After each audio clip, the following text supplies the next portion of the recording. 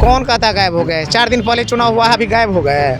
आपके सामने में गायब हो जाते तो कैसे आते? नीतीश जी जो 10,000 बंदर बांट किए हैं, उससे मुख्यमंत्री हैं। अब कौन बनेंगे मुख्यमंत्री ये तो नहीं हम कह सकते हैं, लेकिन नीतीश कुमार जी के बाद जो भी बनेंगे अभी कुटपुतली ही बनेंगे। नीतीश कुमार जी जनता के वोट से मुख्यमंत्री तो रहे हैं, ये ईवीएम में सेटिंग के वोट से मुख्यमंत्री है। कोई ऑफिस बिना भ्रष्टाचार का हो नहीं रही है, कोई जगह ऐसा नहीं है जो बहन बेटियां सुरक्षित है। अपने पैसा पे, अपने सत्ता पे, अपने हनक पे, अपने पुलिस पे, अपने साजिश पे उनको भरोसा था कि हम लोग जीत जाएंगे, लेकिन पूछकर उम्मीदवार बनाया जाएगा कि उनके शीर्ष नेतृत्वकर्ता के द्वारा इज्जत। नमस्कार, न्यूज स्थान देख रहे हैं आप, मैं हूं आपके साथ प्रिया सिंह। देखिए, नीतीश कुमार का युग अब जो है खत्म होने वाला है और सम्राट चौधरी एक तरफ, जहां नीतीश कुमार समृद्धि यात्रा में लगातार जो है सम्राट चौधरी की तरफ इशारे कर रहे हैं। ऐसे में हम बातचीत करेंगे। बातचीत करने के लिए आरजेडी विधायक गौतम कृष्णा हमारे साथ है। क्या सम्राट चौधरी अब अगला मुख्यमंत्री बनेंगे?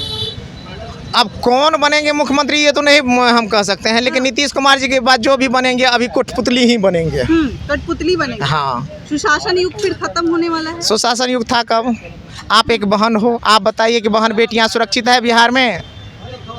जब बहन बेटी सुरक्षित नहीं है, रात दिन हत्याएं हो रही है, रात दिन रोज़ लगता है कि यहाँ से हत्या, वहाँ से बलात्कार, वहाँ से मर्डर, वहाँ से भ्रष्टाचार की खबरें आ रही है। तो सुशासन किसको कहते हैं? कोई भी ऑफिस बिना भ्रष्टाचार का काम होता है क्या? आप बताइए ना, आप ही बता दीजिए। अगर होता है तो आप बता दीजिए, वहाँ हम भी जाके देखेंगे यहाँ हो जाता है। तो कोई ऑफिस बिना भ्रष्टाचार का हो नहीं रही है, कोई जगह ऐसा नहीं है जो बहन बेटियाँ सुरक्षित है। आज हर जगह हत्या अपहरण की रोज खबर आ रही है। तो इस तरह से हम लोग इसको जंगल राज न कहें तो इसको सुशासन राज कैसे कहेंगे? लेकिन नीतीश कुमार कहते हैं सुशासन काल है। नीतीश कुमार जी अपनी जुबान से कहते रहे हैं, कागज पे कहते रहे हैं, अफसर लोग कहते रहे हैं, लेकिन जनता क्या कहती है ये मुद्दा है, ये मायने रखता है। जनता कहेगी हाँ सुशासन जनता चाहिए तभी तो नीतीश कुमार मुख्यमंत्री बने ना। नीतीश कुमार जी जनता के वोट से मुख्यमंत्री तो रहे हैं, ये ईवीएम में सेटिंग के वोट से मुख्यमंत्री है। नीतीश जी जो 10,000 बंदर बांट किए हैं, उससे मुख्यमंत्री हैं। वहाँ से दिल्ली से आने वाले काले जादूगर के कारनामे से मुख्यमंत्री हैं। तो ये जनता के मुख्यमंत्री हैं कहाँ? ये तो मैनेजमेंट के मुख्यमंत्री हैं। राज्यसभा चुनाव के बाद आप लोग जो है गायब से हो गए थे, अभी फिर से कौन कहता गायब हो गए? 4 दिन पहले चुनाव हुआ है, अभी गायब हो गए?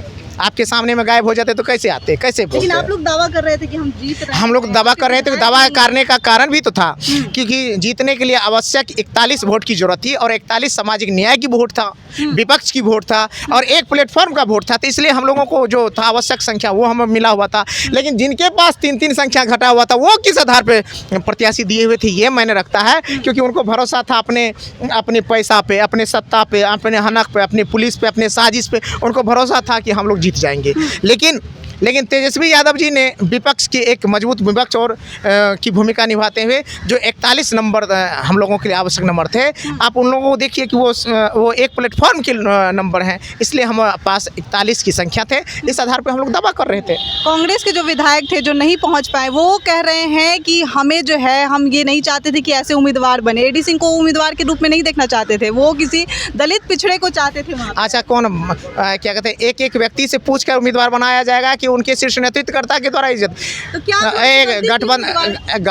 गठबंधन का धर्म होता है, पार्टी का धर्म होता है। तो हमारे शीर्ष नेतृत्वकर्ताओं ने मिल करके आपसी सहमति पे कैंडिडेट बनाया था।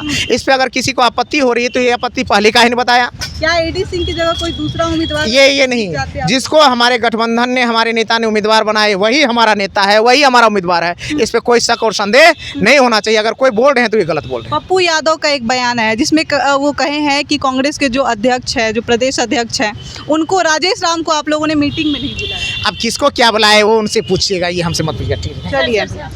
चलिए, हमारे साथ गौतम कृष्ण थे, उनसे हम लोग जुड़ने की कोशिश कर रहे थे और बातचीत कर रहे थे। तमाम मुद्दों पे हमने बातचीत की। बहरहाल इस खबर में इतना ही। इस खबर से आप क्या सोचते हैं, मैं कमेंट बॉक्स में जरूर बताएं। तब तक के लिए धन्यवाद।